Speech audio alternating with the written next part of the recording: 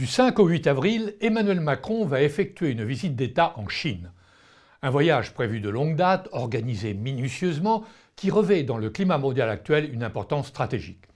La France, en effet, de tous les pays européens, occupe une position particulière dans le sud-est asiatique. Elle y a des intérêts compte tenu de ses territoires ultramarins, à commencer par la Nouvelle-Calédonie. Notre marine y est fortement présente. La France et la Chine ont également une relation particulière depuis la reconnaissance du régime communiste par le général de Gaulle. Et nous avons encore, dans l'Empire du Milieu, une certaine image d'autonomie par rapport aux États-Unis. Or voilà qu'Emmanuel Macron va amener dans ses bagages une invitée, et pas n'importe laquelle, Ursula von der Leyen, présidente de la Commission européenne. Alors là, on ne comprend plus très bien. Dans une visite d'État, ce sont deux chefs d'État qui se rencontrent, et que l'on sache, l'Union européenne n'est pas un État, du moins pas encore.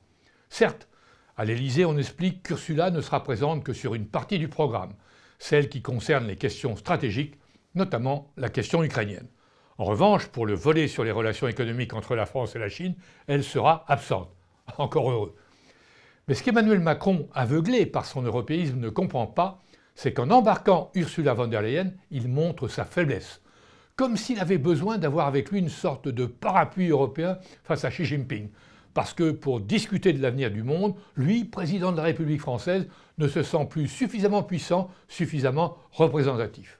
Or, en embarquant Ursula von der Leyen, il a choisi, si je peux m'exprimer ainsi, le mauvais cheval.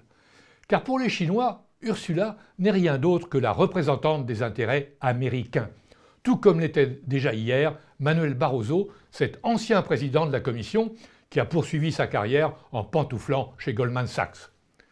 Emmanuel Macron a une sorte de faiblesse envers Ursula von der Leyen, qui, rappelons-le, fut une piètre ministre de la Défense allemande et qui a depuis toujours un fort tropisme américain. Son rôle essentiel lors de la pandémie pour donner à Pfizer un quasi-monopole des vaccins a été dénoncé et fait l'objet d'enquêtes judiciaires. Ses liens privilégiés avec Washington ont été encore illustrés le 10 mars dernier lors d'un voyage outre-Atlantique. Elle a co-signé une déclaration avec Joe Biden où la Chine est clairement identifiée comme un rival stratégique. Elle a multiplié les déclarations expliquant que l'Europe ne voulait pas être dépendante de la Chine, notamment pour les matières premières critiques. Propos fort louables, sauf qu'elle avoue préférer négocier avec les Américains et dépendre donc d'eux pour ces mêmes matériaux stratégiques.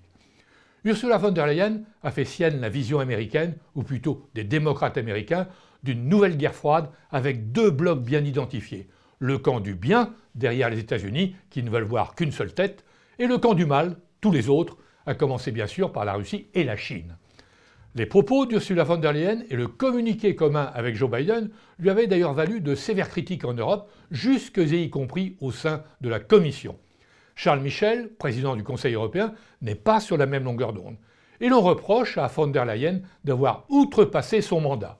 Sur les sujets d'ordre géopolitique, elle ne peut pas prendre position sans avoir été mandatée par le Conseil européen qui réunit les chefs d'État des 27 et qui est le seul habilité pour définir les grandes orientations de l'Union européenne.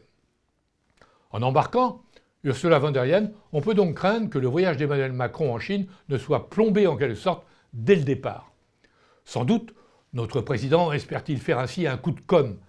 Et peut-être a-t-il un faible pour Ursula, puisque ce n'est pas la première fois qu'il lui propose de l'accompagner en Chine. En novembre 2019, il avait envisagé déjà de l'amener avec lui dans sa visite d'État à Pékin. Mais il avait dû y renoncer car elle n'avait pas encore été officiellement nommée présidente de la Commission, il s'en était fallu de quelques jours. Il avait dû se rabattre sur un obscur commissaire européen à l'agriculture. Mais quel besoin a-t-il de vouloir toujours associer la Commission européenne à de tels voyages d'État?